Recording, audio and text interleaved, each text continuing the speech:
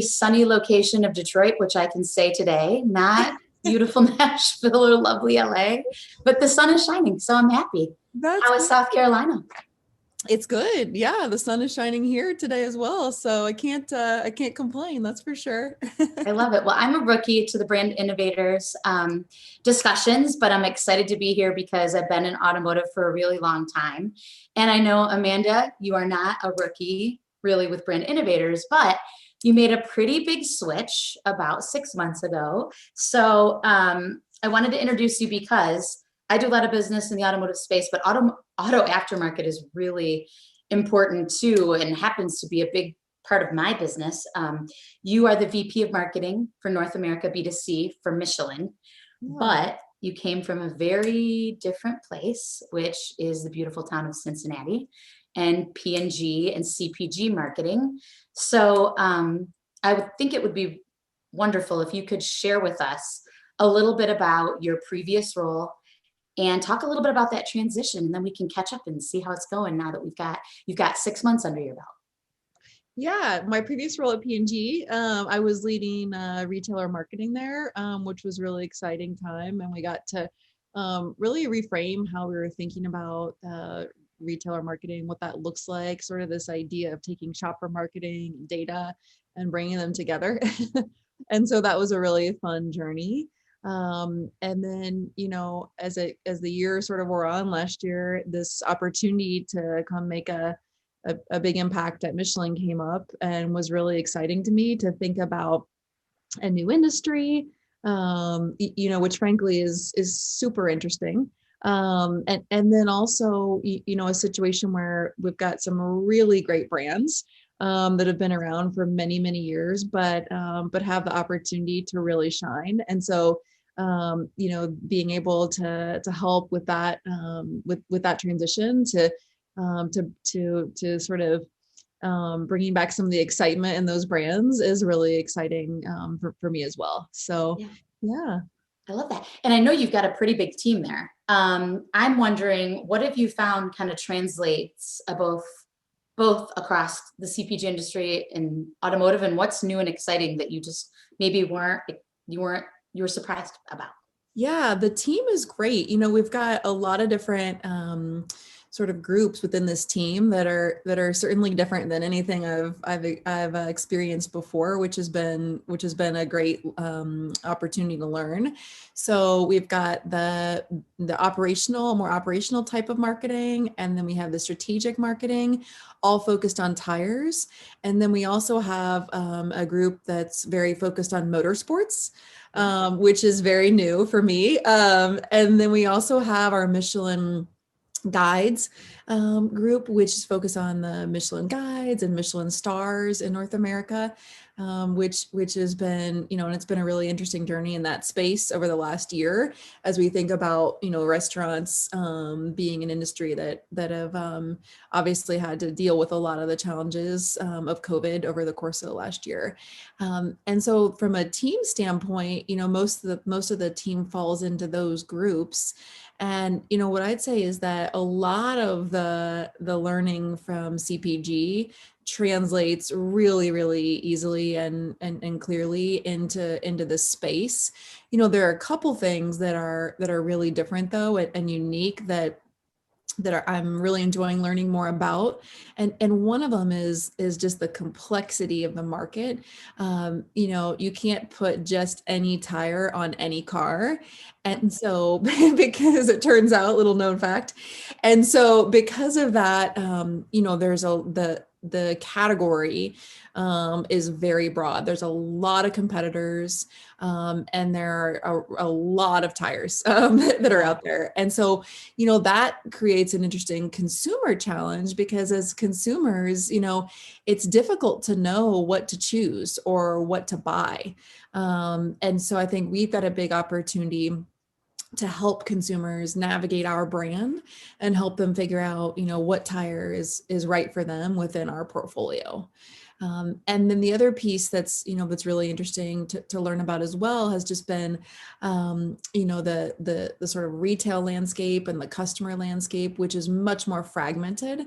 There are several areas where it's consolidated, but much of the business is very fragmented, with small retailers or even more like mom and pop types of retailers as well. And so from a marketing standpoint, that creates another sort of layer around, how do you reach consumers, particularly, when they're shopping at a larger, more traditional retailer with more sophisticated marketing capabilities, but then also how are you relevant in that mom and pop shop, which is a meaningful portion of sales within the category. So that's another sort of different and exciting challenge, and you want to obviously kind of be consistent and relevant across those channels, but also figuring out how to be execute in a way that's easy for people to understand and that can actually, get executed, whether it be online or in store. So kind of exciting learning within that space. Yes, and I know we talked, or I think you talked previously in your other session, just about innovation and some technology and some strategic things you're really trying to push forward. Is there anything in particular that you're leaning in on, or that the pandemic has sort of had you pay a little bit more attention to? Yeah, definitely. I mean, I think, this business has really moved online in a big way. And, you think, okay, well, I've got to go somewhere physically to get my tires changed. But many people are buying their tires online and then going to a physical store to have them installed. And so that online presence, especially low in the purchase funnel, is just super important. And right now, many of the retailers are doing a great job of helping consumers, kind of navigate their site. But I think there's a big opportunity for brands like ours to do more to help retailers and to help consumers to be able to make purchase decisions in a way that meets sort of the consumers' needs these days, right? They want it to be efficient. They want it to be like a relevant experience. They want to try to make the experience more positive. I've heard people say buying tires is like going to the dentist, and that's not, that's not the goal. That's not what we're looking for. I think there's really an opportunity to make it more fun and engaging and fit with some of the things that we know, consumers are looking for in their shopping experiences these days. So a lot of opportunity to really lean in there, both on the basics, but then also how do we ultimately get to a situation where we can make that experience more fun and engaging, so that it's more positive. And is there anything tactically that you're doing to try to put a little bit more fun or creativity in there? We have a lot of ideas on how to do that. If you take some examples from places like beauty, where you can try your makeup online, would love to be able to try the car tires on. And there's a certain segment for whom I think that could be that kind of change could be really relevant, because they're really into like what do the tires look like, how do they come to life. And so ultimately want to get to that place. For right now, we are 100% focused on, what is it really going to take from a fundamental standpoint, and getting that right. And then, we're starting to plant seeds about what are some of those other more fun and engaging things we could do to really help take things to the next level once we sort of get through this first phase of making sure that we've got really all the basics there to help consumers. I love that. And that sounds kind of fun. I'm going to switch gears a little bit, because this is about women in automotive. And I know if I were to name a few industries where women have been underrepresented through time, I definitely think the auto industry would most likely be within the top tier. I know our last group talked about Mary Barra and people kind of breaking through the barriers there. She's the CEO of GM, you know that, and everybody else on this panel. We're coming through, we're leaders. And I just wondered for you, I mean, what has the transition been like leading this marketing team? It is a brand that's been around for 125 years. It's had to be really, really interesting. I mean, you moved your whole family down and now you're coming in, you've got this really different, probably unexpected background that maybe people didn't, really understand. And what has that been like? They're probably like, hey, where did she come from? Yeah, I think it's been great. Michelin people are really wonderful. They're super kind, and it's a wonderful group of people. So that's been great. I've been impressed by the company's desire to really continue to develop a more diverse workforce. So that's been, really, really exciting. And I felt really supported from that perspective. And then, as you think about the auto enthusiast, I'm not an auto enthusiast, but there are a lot of audio enthusiasts, on our team and in the group. And I've been learning a lot from those people about how to really make the brand more relevant to those enthusiasts, while at the same time, recognizing that we've got a lot of people purchasing our products every day who maybe aren't enthusiasts as well, and kind of balancing the two at the same time, which is has been an interesting journey. And then, this brand has probably one of the most interesting brand stories of any brand that I've that I've had the opportunity to really dig in and learn about. I mean, the brand's been around for, like you said, over 100 years, and it was really started by two guys, the Michelin brothers, who had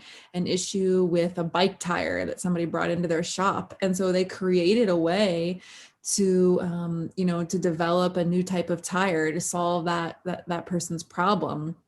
And they went on to evolve from bike tires to car tires, and created some really interesting marketing tools. The Michelin Man was originally sort of envisioned out of a pile of tires, and he would go around removing obstacles from the road to help drivers have a safer driving experience.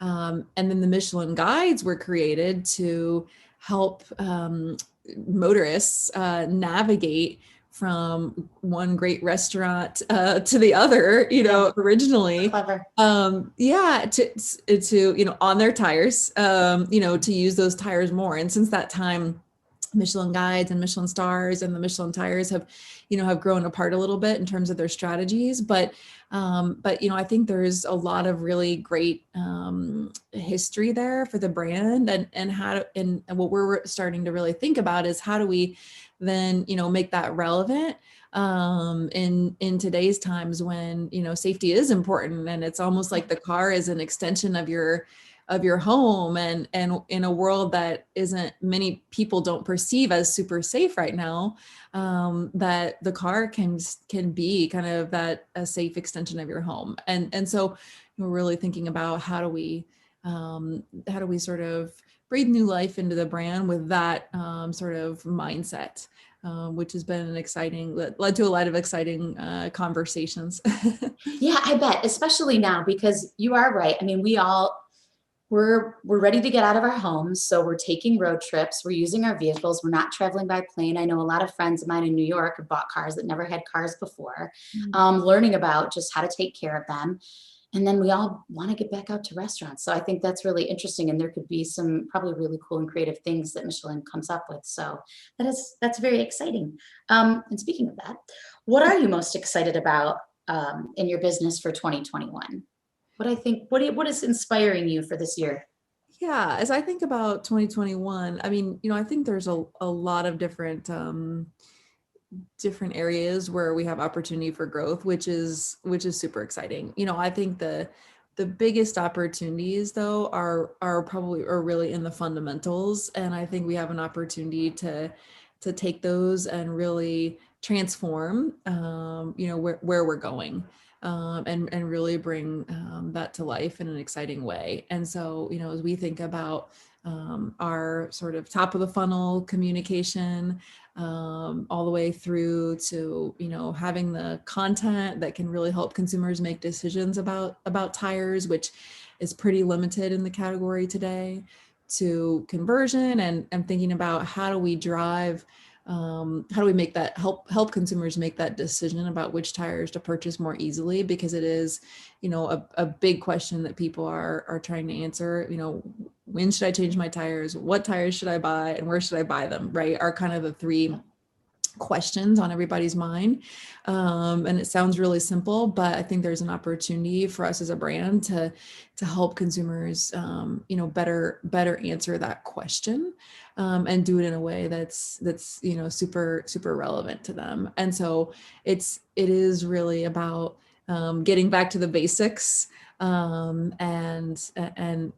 focusing on those fundamentals to put plans in place that can enable us to lead, frankly, our industry, in terms of marketing and communication, and how do we go to market in a way that is really synergistic and really partners with our retailers as well, to create a lot of joint value in that space, because I think we have an opportunity to help create more value for our retailers, even than what we're doing today, retailers and consumers. And that's, to me, is one of the most exciting aspects of the future, is to be able to be a part of that journey and partner with them to think about how do we do things differently. Yeah. I love that. And I know that you're new to this business, but it seems like you're making huge strides and kind of really trying to bring together those groups. And I love that. As a woman that's been in the field for a long time, there have to be some advertising campaigns that I know have been really inspiring and empowering to women. One of my favorites was the Under Armour collaboration with Misty Copeland back in the day. I think it was like 2016 or 2017. Just one of the coolest campaigns around. I wondered if there's anything previously that you worked on that you thought was really empowering, inspiring to women, or if there's just one in general that you're a fan of. Yeah, I mean, as a former P&G'er, I think my favorite is probably the Always Like a Girl campaign. I love that one too. Yeah, love that campaign. I mean, I think that brand did such an amazing job of finding a way to appeal to women who are kind of at the point of entry for the brand, because once you start using a particular type of product in that category, there's not a whole lot of switching. And so I think they did a great job of finding something that appealed to those women, and at the same time was so emotional and relevant for every other woman. And I remember showing some of the ads to my niece, a couple of years back when it happened. And it was just so interesting to kind of see her reaction. And it really took me right back, to those stages of my life and in a girl's development. And so I loved really how the brand brought that all together in terms of, really appealing to women of all ages and doing it in a way that was relevant to the brand and to the products, but also I think a really timely part of the conversation as well, socially. So yeah, I think that's my favorite. Yeah, I think that was definitely one that we could all relate to. Absolutely. When it comes to being a leader, when it comes to your philosophy, when it comes to some of the things that you've done in the past, I know you've done a ton. You've done a lot of volunteer work. You've done a lot of career development with different stages, with women in the company. Is there a particular mentor, or is there someone that you read that you love that helps you be a more inspirational leader? I have a lot of great mentors, to be honest with you. And what I've realized, over time is, that is like the greatest gift someone can give, Absolutely. There are several, mentors that have really invested in me over the years, and who really inspire me. And I feel really fortunate, to have been able to build those relationships, and that those people, continue to invest in me in my career development.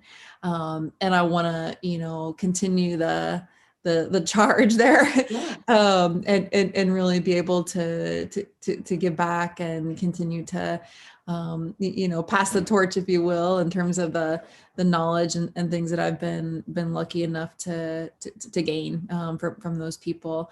And as I think about, some of the things I read recently, I think Brene Brown, and the Daring Leadership or Dare to Lead, book is really powerful, and I think that's one that, if you haven't, it's Back back there. there. Okay. It's probably next to Twilight and some other stuff, but it's in there for sure. Yeah, I mean, I think that She's one. great.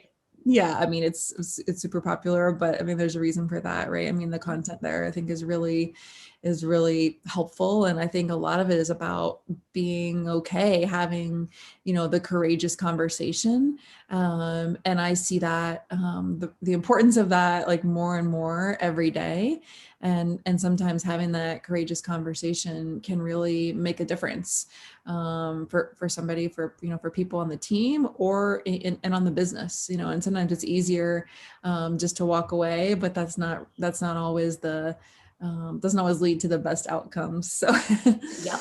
so yeah, I've definitely enjoyed that one. I love that.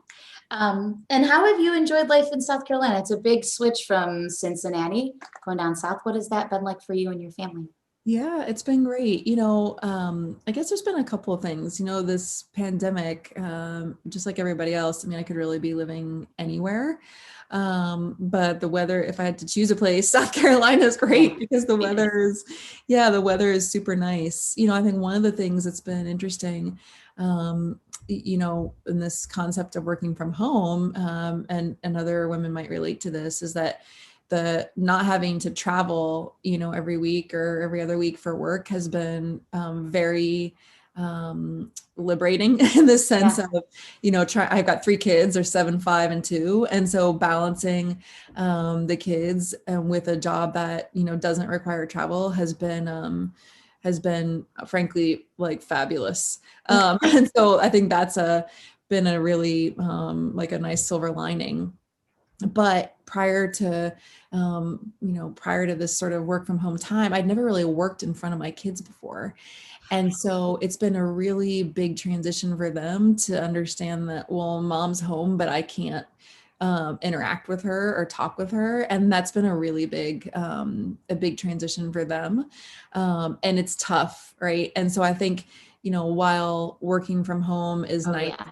in the spirit of not having to do the travel, I think it is, it's really challenging for women in some ways, because, there's a lot more, demands that you're juggling at the same time, right? Whereas if you're at the office, it's a little bit more, of a level playing field. And so I think it's just interesting to see how that might impact, women differently, right? And sometimes there's some conveniences of working from home, and then sometimes it presents some challenges. And it's really learning from both and figuring out how do you optimize, and my kids join my calls, it happens, right? Yes. Not every day, but I know your kids are challenging ages. I'm lucky I've got a 14-year-old who is my IT guy. So I made him come in here. I'm like, you're working on this right that's now. good. That's Which is good. good. I have But that yeah, it has. too. But yeah, South Carolina is great. Highly recommend it. Yeah, love the weather. I totally understand why people move south now. I never like totally got that, but now I'm like, okay, I get it. It's super clear. I Yep. recommend I it. am a first-time visitor since the pandemic, and I agree. Love South Carolina. It's great. Yeah. Well, thank you so much. Yeah, I'm glad that that's been such a good transition. I know we've got a few questions here. So I'm Okay. gonna, oh, this is interesting because I know a little bit about motorsports. Someone is asking, you Okay. Well, mentioned good. You can help your me out. sorry, I know a little bit. You mentioned your motorsports group, which seems obligatory as a major tire manufacturer. Are you able to measure consumer conversion from this program? And if so, how?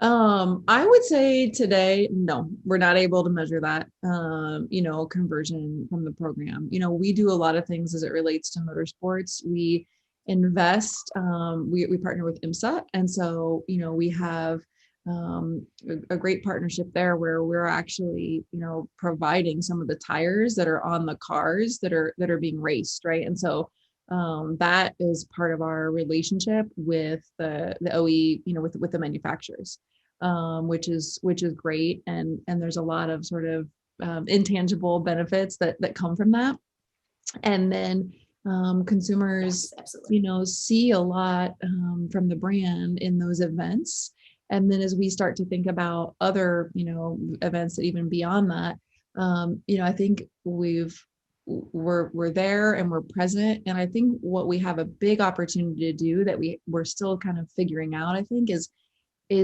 how do we make those events work a little bit harder for us? How do we, capture content in a way that is going to be really exciting for people?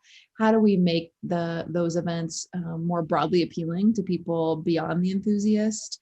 And then how do we, really connect between our brand and our benefit and where we want to take the brand and these sort of enthusiasts and the platforms that that we may be partnering with, that they're engaging with, and how do we make that link and find that sort of relevant overlap or relevant story within those partnerships. And that's, for me, the space where I think we've got some work to do to make that stronger, Yeah. and make that link stronger, and add more value for everybody, the consumer, the partner, and for us. Love that. Okay, cool. When you say that you need to be responsible for the overall health of the business, what do you see as a top concern? Sales, profit, brand, or other? All the above. I'm just kind of thinking the same Yeah, I mean, I think the it is the outputs are, sales, profit, and share, right? So market Yeah. share.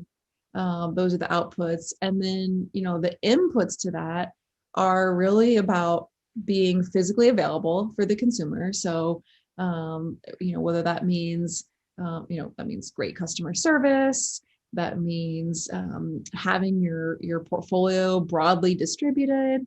That means a great e-retail presence.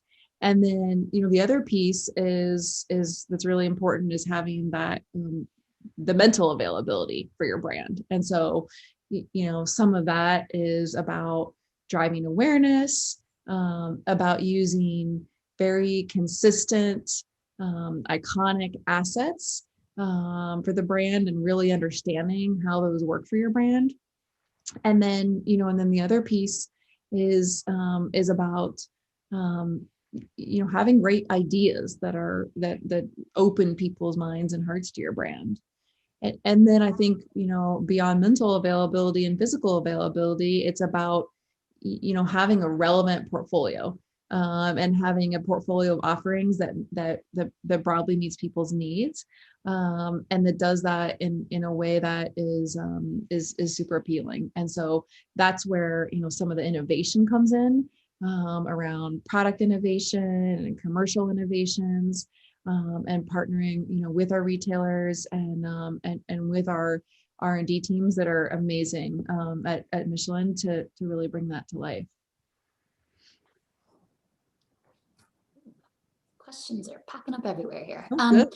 How important do you feel voice interaction and conversational AI will be to the on-site consumer experience you're creating in terms of guiding the consumer journey for consumers who are not necessarily car enthusiasts and may not know exactly how to ask or search for the right products for their vehicle?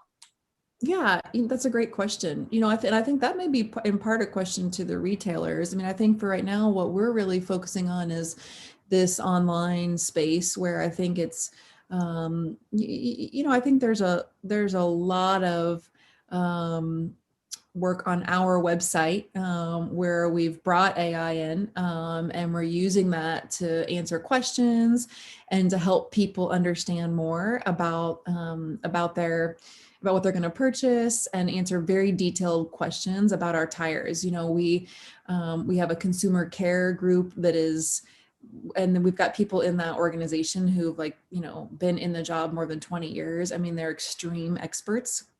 But before you get to those experts, there's certainly, an AI engagement that happens on the site.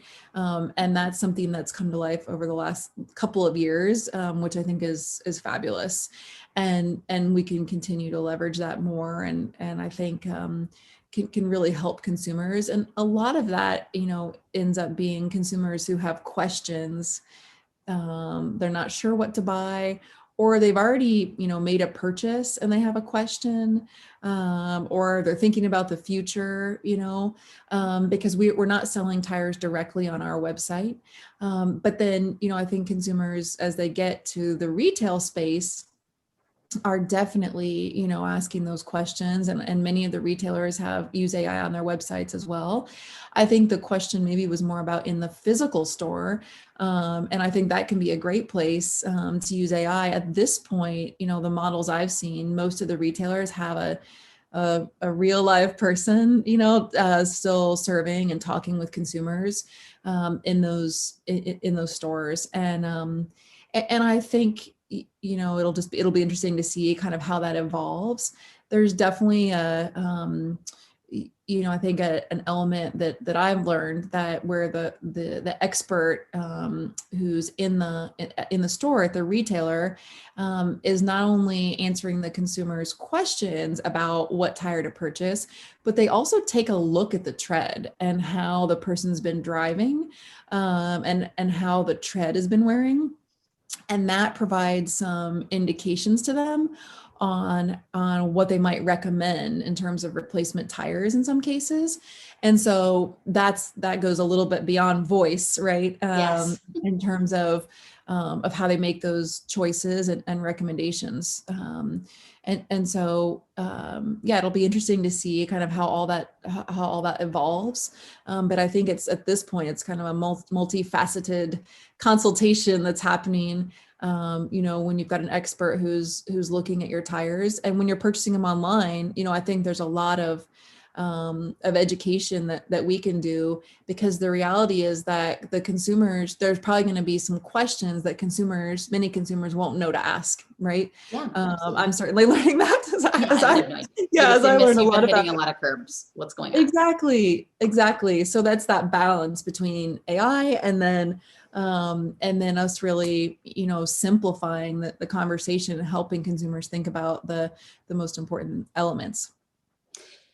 Which is interesting, because I do think as a woman, when you're going either to buy a car or a tire, you're always a little intimidated and you're a little nervous about what to do.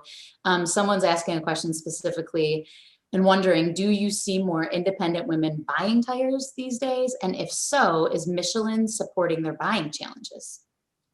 Yeah, that's a great question. So we don't really have the data, since we're not a retailer, Right. on who's buying the tires, whether it's men, whether it's women. I think it's a great question to figure out, how are those buying challenges different? I think we're not there yet in terms of trying to answer the question, on a gender basis. I think we're really looking at how do we help everybody, to get to the right information. But I do think there are some challenges for women, and maybe that they don't like the process quite as much, maybe a little less joy in it. Going into the tire shop, might not be as much fun. And so yeah, I think there's a lot of potential innovation in that space, that could come to life and potentially really change the game, so that men and women can experience that in a way that's more relevant to them. So I think that's going to be exciting in the future. Yeah, absolutely. Now, this question I like, because I did do a little research before, although I had worked with Michelin years ago. They were a sponsor of the Tour de France, but this is specifically about the Michelin Guide. With limited restaurant exposure currently, what partnerships are you looking at to continue to maximize the heritage of the program? And I saw too that you were doing some special things with the guide and with trying to help restaurants. Can you speak a little bit about your efforts there and that question? Yeah, yep. Yeah, this is a space that we're really looking at now that obviously needs to evolve, in light of all the changes that have happened in the past year. And we, finally made the choice to stop printing the guide, which is probably, probably makes sense. And so now, that's something that, that the people access online. And one of the things that we're starting to do is to partner with companies to help provide consumers with an experience with a Michelin starred chef, that might not take place in the restaurant. So for example, if you think about redeeming, points that you may have, like with a bank, for example, where you may be able to redeem for certain prizes or gifts. It's, how can we offer that as offer the, dinner from a Michelin starred chef? And how do we do that, potentially at scale? And so it's really about finding those types of ways where we can enable the chefs and the restaurants to succeed, while also, advancing the concept, of the Michelin guides and continuing to play a role in helping consumers find the experiences that might be most delightful for them. And so we're starting to look at how do we sort of democratize that in a way that's not necessarily connected to the physical restaurant, and have had some pretty good success this year doing that, along with doing some great events, and I'm sure you've seen some of these where the box of food comes to your door, and then you prepare it along with the chef, as opposed to eating it prepared by the chef in the restaurant, which is a totally different experience. But those are the types of things that we've been trying to bring together to, like I said, to benefit all the different parts of the community. I would much rather be a sous chef. I think that's a great idea. Plus, we're all just a little tired of cooking. Like, we're ready to get. Yep. That's true. Okay. So Amanda, at the end of the year, if you look back and you're like, whew, we got through that, this was really successful. Like, what does the year look like? How does everything look? Yeah, I mean, I think it's really about, being able to meet our business goals. And we talked a little bit about those. And I think, having the people and the team feel really energized about how we were able to do that, and excited about the future. I mean, to me, that's really success. And I think there's so a lot of work that we need to do to put in place to enable that, right? And so we continue on that journey. And I think we're all, learning every day. I know for sure that I am. And I'm really excited about what can unfold for us this year, and about getting to the end of that year, to your point, and really looking back and hoping to identify that we've been able to be successful through our marketing and communication, and then based on some new strategies that we're putting in place on the business, and then based on giving people new tools and capabilities to really enable them to do their jobs better. And I think it's really about a lot of those fundamentals that are going to help us get to the next level. So it's exciting. Yeah, I know. Having a happy team that's got the right technology, that's moving along, it's, I think, everybody's goal this year, because I think there were some unforeseen challenges when it comes to just really mental health and, keeping your head in the game and managing your family. So that's great. I always like to start the year with a vision statement, and hopefully by the end it kind of turned out that way, but you never know. Yeah.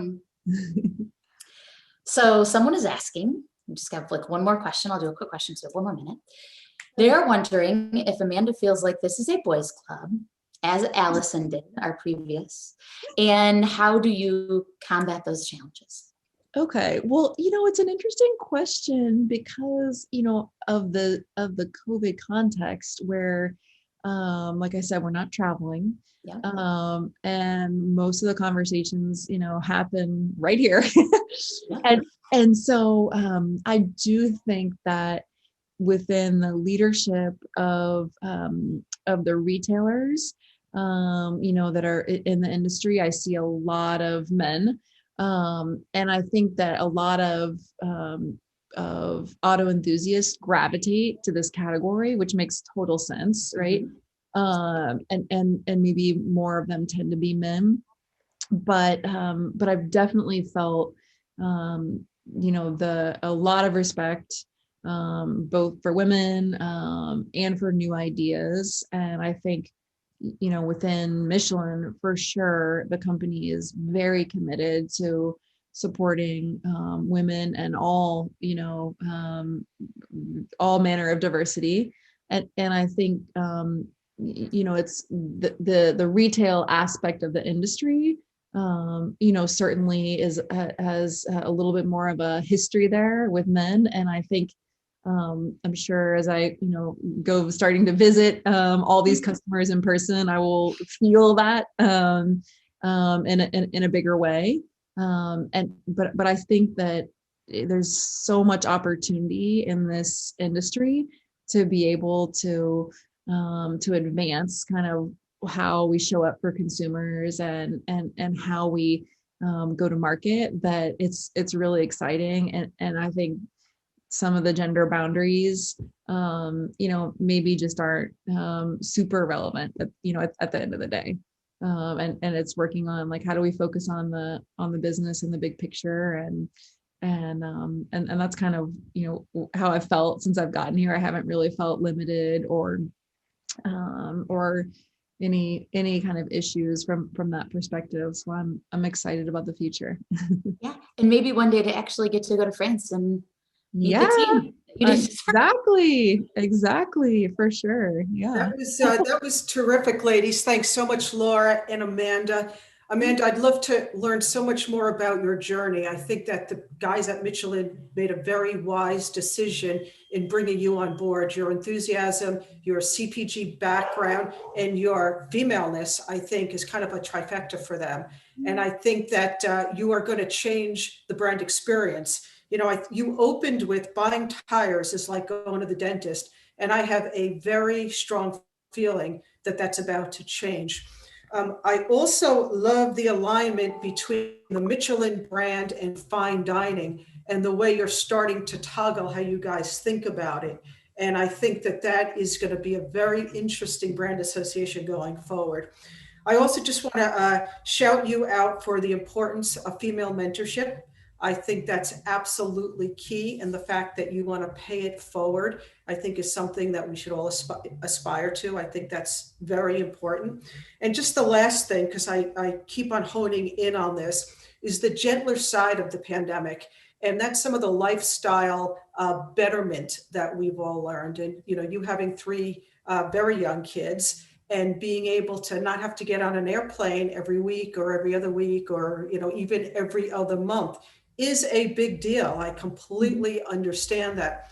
I also understand that working at home can be, or remotely or from the home, can be a little bit of a challenge when there are young kids on the other side of the door who don't quite understand why, mom can't pay attention. So I think that the hybrid model is probably going to be the best model for all of us, especially for women in the workforce. So looking forward to that. Looking forward to connecting offline. That was a great discussion, and loved hearing all angles of it. So thank you both. And with that, I am going to introduce our next duo. Please welcome Angela Zapata, Chief Marketing Officer, Hyundai Motor America. And I want to also say that Angela participated in